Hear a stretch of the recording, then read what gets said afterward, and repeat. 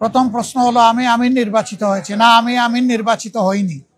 আমার সহকর্মীরা আমার উপর একটা দায়িত্বের ভার অর্পণ করেছে। এই দায়িত্বটা বড় ভারী। আপনারা দোয়া করবেন দেশ এবং দিনের জন্য এই দায়িত্ব পালনে আল্লাহ যেন আমাকে সাহায্য করেন। আর পাশাপাশি আমি আপনাদেরও সহযোগিতা চাই। বিএনপি তারাও চূড়ান্ত তালিকা প্রকাশ করেনি। আমি দেখেছি 237টা আসনে তারা তালিকা প্রকাশ করেছেন, আবার প্রশ্ন উত্তরে বলেছেন এটি চূড়ান্ত নয়, এর মধ্যেও পরিবর্তন আসতে পারে। আমরা কিন্তু 1 বছর আগেই প্রায় এই তালিকা বিভিন্নভাবে আঞ্চলিকভাবে আমরা এটা জানিয়ে দিয়েছি। চূড়ান্ত তালিকাটা সময় মতো আমরা ইনশাল্লাহ কেন্দ্রের পক্ষ থেকে ঘোষণা করব। তবে যেহেতু আমরা একা ইলেকশন করব না, আরো অনেককে আমরা ধারণ করব, দেশ এবং জাতির স্বার্থে সব দিক বিবেচনা করেই চূড়ান্তভাবে যথাসময় ইনশাল্লাহ আমরা প্রার্থী ঘোষণা করব। গত মাসের 19 তারিখ আমি উমরার উদ্দেশ্যে দেশ থেকে বের হয়েছিলাম। 3 দিনে উমরা সম্পন্ন করার পরে 22 তারিখ সকাল 9টায় আমেরিকার JFK এয়ারপোর্টে আল্লাহর মেহেরবানিতে আমি পৌঁছি এবং সেখানে 8 দিন আমি বিভিন্ন স্তরে সরকারি বেসরকারি গুরুত্বপূর্ণ সংস্থা এবং ব্যক্তিদের সাথে বৈঠকে মিলিত হই। তার পাশাপাশি বিপুল সংখ্যক বাংলাদেশি যুক্তরাষ্ট্রে যারা বসবাস করেন, অল্প সময়ের মধ্যে 4টা শহর আমার পক্ষে যাওয়া সম্ভব হয়েছিল: নিউ ইয়র্ক, বাফেলো, মিশিগান এবং সর্বশেষ ছিল ওয়াশিংটন ডিসি। আমরা বাংলাদেশি প্রবাসী যারা আছেন তাদের সাথেও সেখানে মিলিত হওয়ার সুযোগ পেয়েছি, তাদের কথাগুলোও শোনার সুযোগ হয়েছে এবং বিভিন্ন ব্যাপারে আমরাও তাদেরকে আশ্বস্ত করে এসেছি। বিশেষ করে আমরা গুরুত্বপূর্ণ 2টি কথা, 2টি মেসেজ তাদেরকে দিয়েছি। একটা মেসেজ হচ্ছে, বাংলাদেশ আমাদের সকলের দীর্ঘদিনের বঞ্চনা এবং নিষ্পেষণের পর, ফ্যাসিবাদী শাসনের পর বাংলাদেশ মুক্ত হয়েছে। মুক্তির এই সংগ্রামে দেশবাসীর সাথে প্রবাসী যারা ছিলেন তারা সমানতালে লড়াই করেছেন।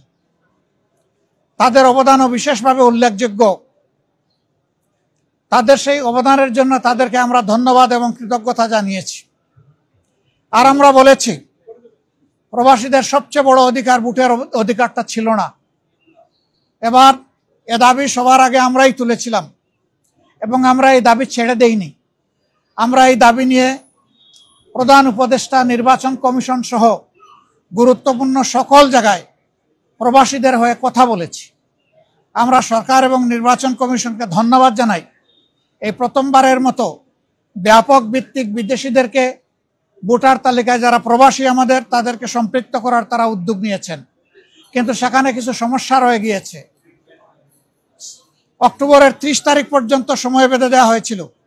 এই সময়ের ভিতরে যে সফটওয়্যার এখানে ইনস্টল করা হয়েছে এটা ফাংশন করে নাই প্রপারলি, যার কারণে আগ্রহ থাকা সত্ত্বেও, চেষ্টা থাকা সত্ত্বেও অনেকেই কিন্তু ভোটার হতে পারেননি।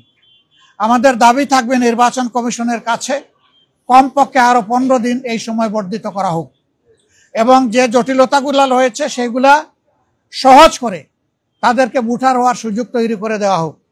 আরো কিছু সমস্যা আছে, কিছু শর্ত জুড়ে দেওয়া হয়েছে। আমরা বলবো, একজন নাগরিকের প্রমাণের জন্য তার আইডি কার্ড, ন্যাশনাল আইডি যথেষ্ট। তার পাশাপাশি যদি তার একটা পাসপোর্ট থাকে, ভ্যালিড পাসপোর্ট, তাহলে আর কিছুরই প্রয়োজন হয় না।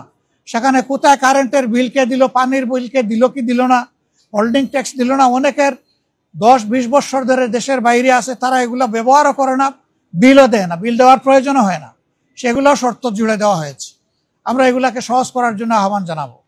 এর পাশাপাশি আরেকটা মেসেজ আমরা তাদেরকে দিয়েছি, তাদের দায়িত্ব শুধু দেশকে দেওয়া নয়, দেশের দায়িত্ব তাদেরকে সম্মান দেওয়া এবং মিলেমিশে দেশে প্রবাসে নিবাসে যারা আছেন আমরা সবাই মিলে সবগুলো হাত একত্রিত করে সবগুলা মেধাকে এক কেন্দ্রে এনে আমরা আমাদের দেশকে নিয়ে ইনশাআল্লাহ আগামীতে সামনে আগাতে চাই।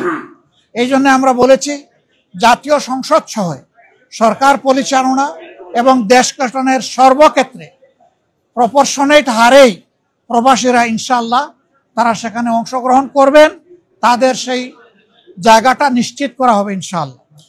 এটা হয়তো সময় লাগবে, এটা আজকেই বললে আজকেই হবে না, কিন্তু এটি আমাদের স্বপ্ন। স্বপ্ন বুনলে একদিন আল্লাহ তাআলা বাস্তবায়ন করবেন ইনশাআল্লাহ। আমরা সেই স্বপ্নের দিকে আগাবো আল্লাহ চাই। সম্মানিত সাংবাদিক বন্ধুগণ, এরপরে সর্বশেষ আমি তুরস্কে এসেছিলাম, যুক্তরাজ্য এবং তুরস্ক। সেই তুরস্ক থেকে আজকে এখানে আসলাম। সেখানেও সরকারি বেসরকারি বিভিন্ন পর্যায়ে আমার অত্যন্ত গুরুত্বপূর্ণ মিটিং হয়েছে। আর বাংলাদেশি ডায়াসপোরা আছে যারা, তাদের সাথেও আমার বসা হয়েছে, তাদের কথাও শোনার সুযোগ হয়েছে। আমি আসলে নিজের কোনো প্রয়োজনে দেশ থেকে বের হইনি। আমি বের হয়েছিলাম দেশ এবং জনগণের প্রয়োজন। যেখানে গিয়েছি জনগণের স্বার্থকে, দেশের স্বার্থকে সামনে রেখেই কথা বলার চেষ্টা করেছি, এবং যেখানে গিয়েছি একটা কথা বলার চেষ্টা করেছি যে দুনিয়ার সকলের সাথেই আমরা সম্মানজনক সম্পর্ক চাই। এই সম্পর্কটা হবে মিউচুয়াল রেসপেক্ট এবং ইকুইটির ভিত্তিতে। আলহামদুলিল্লাহ, আমরা যত জায়গায় গিয়েছি তাদের অ্যাপ্রিসিয়েশন আমরা পেয়েছি। তারাও মন খুলে আমাদের সাথে কথা বলেছেন, আমরাও মন খুলে আমাদের সবগুলা বিষয় তাদের সাথে শেয়ার করেছি। আল্লাহ তাআলার কাছে দোয়া করি এই সফরে যে সমস্ত পদক্ষেপ নেওয়া হয়েছে অথবা আলাপ আলোচনা হয়েছে সেগুলা যেন দেশ এবং জাতির কল্যাণে নিয়োজিত হয়। প্রথম প্রশ্ন হলো, আমি আমির নির্বাচিত হয়েছি না? আমি আমির নির্বাচিত হইনি। আমার সহকর্মীরা আমার উপর একটা দায়িত্বের ভার অর্পণ করেছে। এই দায়িত্বটা বড় ভারী। আপনারা দোয়া করবেন দেশ এবং দিনের জন্য এই দায়িত্ব পালনে আল্লাহ যেন আমাকে সাহায্য করেন। আর পাশাপাশি আমি আপনাদেরও সহযোগিতা চাই। বিএনপি তারাও চূড়ান্ত তালিকা প্রকাশ করেনি। আমি দেখেছি 237টা আসনে তারা তালিকা প্রকাশ করেছেন, আবার প্রশ্ন উত্তরে বলেছেন এটি চূড়ান্ত নয়, এর মধ্যেও পরিবর্তন আসতে পারে। আমরা কিন্তু 1 বছর আগেই প্রায় এই তালিকা বিভিন্নভাবে আঞ্চলিকভাবে আমরা এটা জানিয়ে দিয়েছি। চূড়ান্ত তালিকাটা সময় মতো আমরা ইনশাল্লাহ কেন্দ্রের পক্ষ থেকে ঘোষণা করব। তবে যেহেতু আমরা একা ইলেকশন করব না, আরো অনেককে আমরা ধারণ করব, দেশ এবং জাতির স্বার্থে সব দিক বিবেচনা করেই চূড়ান্তভাবে যথাসময় ইনশাল্লাহ আমরা প্রার্থী ঘোষণা করব।